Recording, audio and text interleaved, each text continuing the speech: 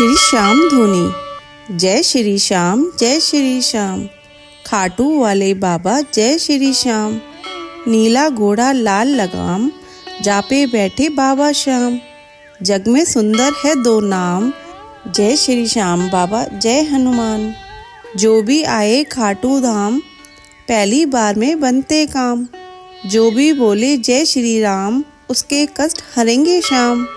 मिलकर बोलो बाबा श्याम, सोए भाग्य जगा दे श्याम।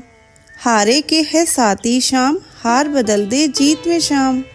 अर्ज मेरी यही घनश्याम, हमें बुलाना खाटू धाम। जिसने तुमको ध्याया श्याम, जग में तुमने किया है नाम। सुन बाबा मेरा पैगाम, मुझे बुलाना खाटू धाम। भजलो भक्तो एक ही नाम, जय श्री श्याम जय श्री श्याम। हारे का सारा बाबा श्याम हमारा, श्री श्याम दातार। श्री श्याम घनी की जय, बोलो जय श्री श्याम बाबा जय श्री श्याम। गजानन का ध्यान धर गौरीपति मनाए, श्याम घनी का यह चरित्र लिखा है ध्यान लगाए। कलयुग के हैं देव प्रथम, जो देते हैं फलचार, इसलिए कली में उन्हें भजते हैं नर नार। क्या वर्णन करूं महिमा इनकी, यह देव बड़ा ही निराला है। जो शरण में इनकी आ पहुंचा, उसे सर्व सुखी कर डाला है। जो दामन इनका थाम लेवे, उसके कष्ट सभी कट जाते हैं। संकट में अगर पड़ जाए भक्त, तो ये आकर उसे छुड़ाते हैं। ये कथा बहुत पुरानी है, द्वापर का अंतिम पसारा था। उस मायापति की माया में कलयुग का शुरू नजारा था। महाभारत के युग की एक गाथा तुम्हें सुनानी है। इन श्याम धनी के महादान की यह एक छुपी निशानी है। सब समय समय का चक्कर है, बिन समय न कुछ हो पाता है। जब समय पलट जाता है नर का, तब क्या से क्या हो जाता है।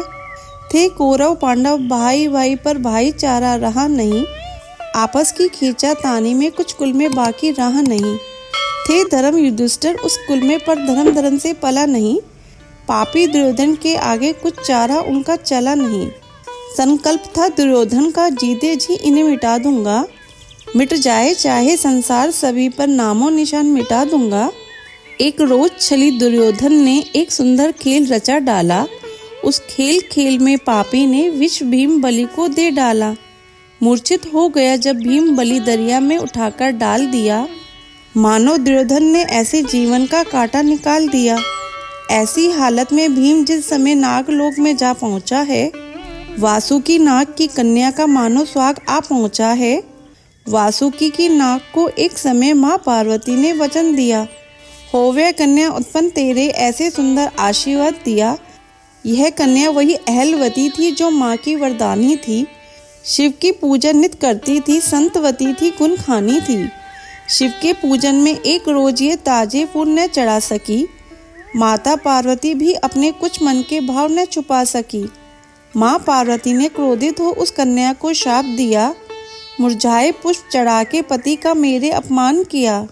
ये शाप तुझे मैं देती हूँ, इस करने का फल पाएगी। मूर्छित फूलों के बदले में मूर्छित स्वाग ही पाएगी।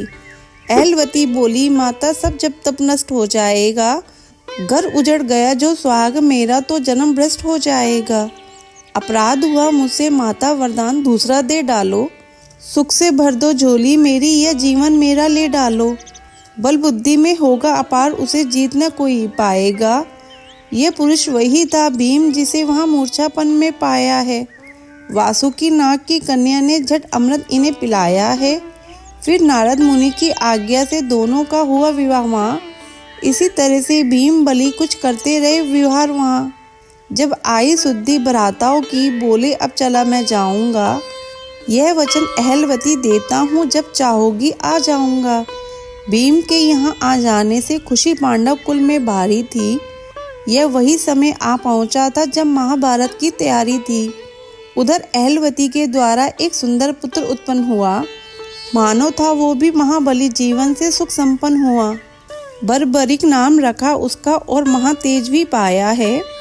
यह वही नाम और वही बलि, जो श्याम घनी कहलाया है। भिड़ पड़े कौरव पांडव दोनों, आपस में युद्ध घमासान ठना। वो पावन धाम कुरुक्षेत्र, जो मानो आज शमशान बना। ये युद्ध महान भयंकर था, जो नहीं बुलाने वाला था। मर मिटे कौरव पांडव दोनों कुछ साथ न जाने वाला था। बालक बर्बरीक भी माता से ले विदा युद्ध में आया है। उस महाप्रलय में लड़ने को बस 3 बाण ही लाया है। भगवान कृष्ण ने देखा कि बर्बरीक युद्ध में आया है, डट गया अगर ये युद्ध में तो मानो त्रिलोकी का हुआ सफाया है। यह पक्ष भी लेगा उस दल का जो हार मानने वाला है। इसकी ताकत से फिर दल को यहाँ कौन बचाने वाला है। यही सोचकर मायापति मन में अनुमान लगाने लगे।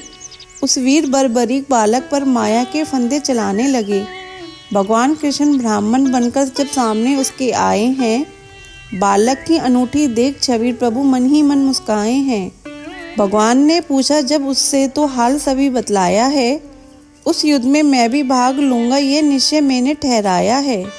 उस तरफ लड़ूं मैं निश्चय ही जो पक्ष हारने वाला हो, अरमान करूँ पूरे उससे जो उन्हें मारने वाला हो। है आन मुझे इष्ट की मेरे जीते जीव न बाजी हारूंगा। बस इन्हीं 3 बाणों द्वारा त्रिभुवन को मैं सहारूंगा। है आशीर्वाद माँ का मुझको जीवन बलिदान चढ़ा दूंगा। निर्बल पक्ष की विजय हेतु त्रिलोकी आज हिला दूंगा। भगवान कृष्ण ने सोचा अगर ये वीर युद्ध में डट जाएं, तो एक अर्जुन भीम की तो ताकत क्या मेरा भी चक्र पलट जाए। तुम दानी कितने हो देखे ये इच्छा हुई हमारी है। यह सुनकर बर्बरीक बोले मांगते कि सब इच्छा भर दूं, जो अगर जरूरत पड़ जाए तो शीश तार अर्पण कर दूं। भगवान ने वो ही मांग लिया और तुरंत शीश दे डाला है। ये महिमा महादानी की है जो सर्वस्व भी दे डाला है।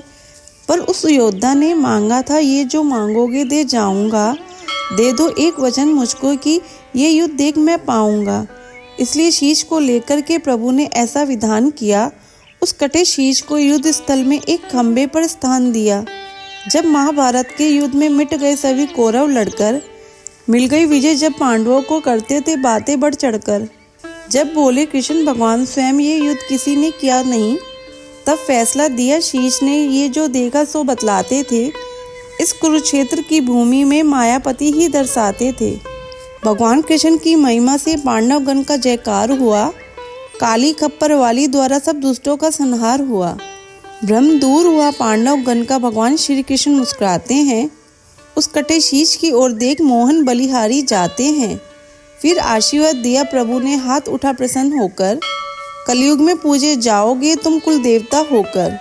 ये आशीर्वाद हमारा है जो नाम तुम्हारा गाएगा। बिगड़े कार्य बनेंगे उसके मन वांछित फल पा जाएगा। ये वही श्याम दत्तार है जिन्होंने शीश वहाँ दे डाला है। जो शरण गया है उनकी उसका सब दुख हर डाला है। जो इनका ध्यान करे कली में जीवन उसका बन जाएगा। श्रोताओं अब भी चूक गए तो यह समय हाथ नहीं आएगा। शाम जिंदगी थोड़ी है और झूठा सभी झमेला है। इसी चलाचल की दुनिया में बस 4 दिन का मेला है। सुमिरन कर श्याम दत्तार का मन को जो लगा ले तू, उनसे नाता जोड़कर बिगड़ी हुई किस्मत बना ले तू। बोलो श्याम बाबा की जय। अगर आपको ये श्याम धुनी अच्छी लगी हो तो इसे लाइक करके शेयर करें और कमेंट में जय श्री श्याम जरूर लिखें। चैनल पर नए हैं तो सब्सक्राइब जरूर करें।